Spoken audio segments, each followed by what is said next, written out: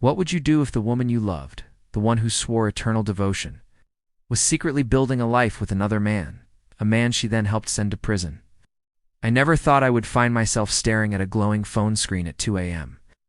The blue light illuminating a text message that wasn't meant for me, a message that shattered my entire world. The words were simple, yet they carved a canyon of betrayal through my soul. Can't wait to see you, my love. You'll never know.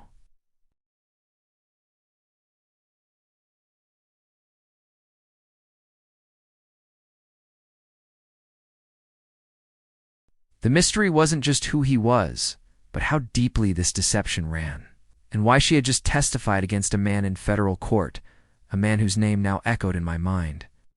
If you genuinely enjoy our stories, please subscribe to the channel, tell us where you're from, and what time it is right now. It's always fascinating to know how far our story flows.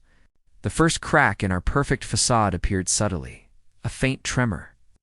I initially dismissed as stress from her demanding job as a paralegal at a high-profile law firm in downtown Chicago. We lived in a beautiful brownstone in Lincoln Park, a life I'd worked tirelessly to build for us. Sarah had always been meticulous, almost obsessively so, about her appearance and her schedule. But then came the late nights, the hushed phone calls she'd take in the other room, the sudden unexplained trips to conferences in Miami or Dallas.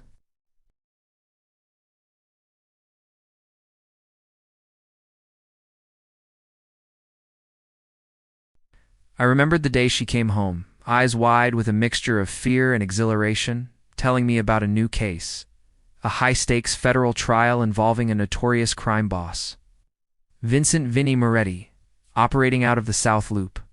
She was a key witness, she said, having uncovered crucial documents. I was proud, worried, but mostly proud. The humiliation began to seep in slowly, like a poison. It wasn't just the texts, which I found more of, hidden in a secret folder on her phone.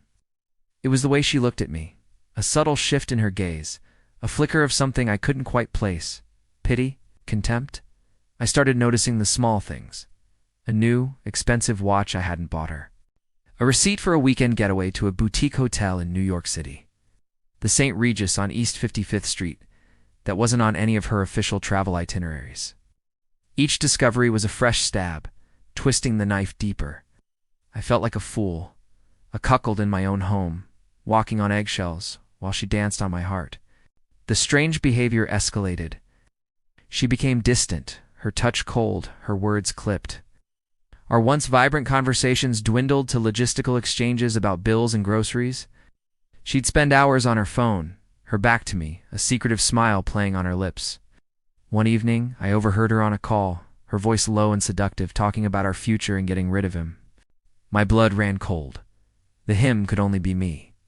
The slow discovery turned into a frantic, desperate search for answers. I found burner phones, hidden cash, and a second set of keys.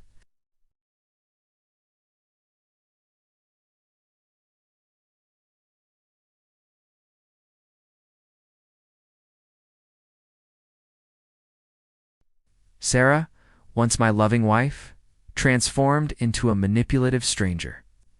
She'd gaslight me, twisting my observations into accusations of paranoia.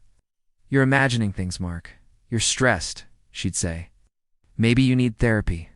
Her affair partner, a man I now knew as David Thorne, a slick, arrogant lawyer from her firm, seemed to revel in his untouchable status.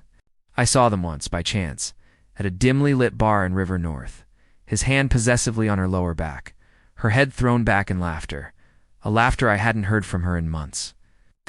They looked like a couple, a real couple, while I was just the inconvenient husband, the obstacle to be removed. The villains, as I now saw them, felt invincible, their secret world impenetrable. I broke down emotionally in the solitude of my home office, the glow of my computer screen reflecting the tears streaming down my face. The betrayal was a physical weight, crushing my chest, stealing my breath. But amidst the despair, a cold, hard resolve began to form. I wouldn't just leave. I would dismantle their lives, piece by agonizing piece. I started secretly gathering proof, not just for a divorce, but for something far more devastating. I installed spyware on her laptop, discrete cameras in the common areas of our home, and hired a private investigator to track her every move. I learned about their rendezvous at the Peninsula Hotel on North Michigan Avenue, their dinners at expensive restaurants, their whispered plans for a future that excluded me. The apartment keys led me to their love nest, a place I meticulously documented, every intimate detail captured. The legal and social traps were laid with surgical precision. I discovered that David Thorne was not just a lawyer. He was a former associate of Vincent Moretti, the crime boss Sarah had testified against. Thorne had been disbarred years ago for shady dealings, but somehow he was back, working under the table.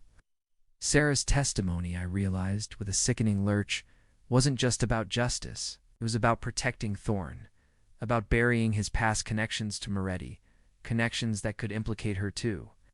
I compiled a dossier, a damning collection of evidence. Their affair, Thorne's disbarment, his hidden assets, and most crucially, the inconsistencies in Sarah's testimony that, when viewed through the lens of her affair with Thorne, painted a picture of perjury and obstruction of justice. I leaked anonymous tips to the Chicago Tribune, hinting at a scandal involving a prominent law firm and a federal witness. I sent encrypted packages to the U.S. Attorney's Office containing irrefutable proof.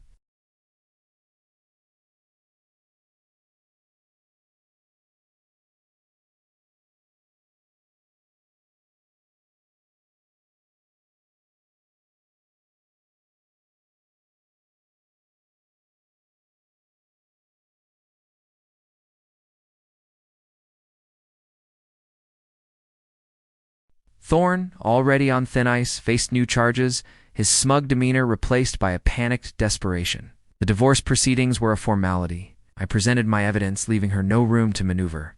She lost everything: her job, her reputation, her friends, her apartment, and eventually her freedom, as the federal investigation into her perjury intensified. I watched from a distance, a ghost in the ruins of her life, my heart a cold, hollow chamber. The ending was quiet, haunting. I sat alone in our brownstone, now empty of her presence, the silence deafening. The house felt vast, echoing with the ghosts of a love that had died a brutal death. The city lights of Chicago twinkled outside, indifferent to the wreckage within.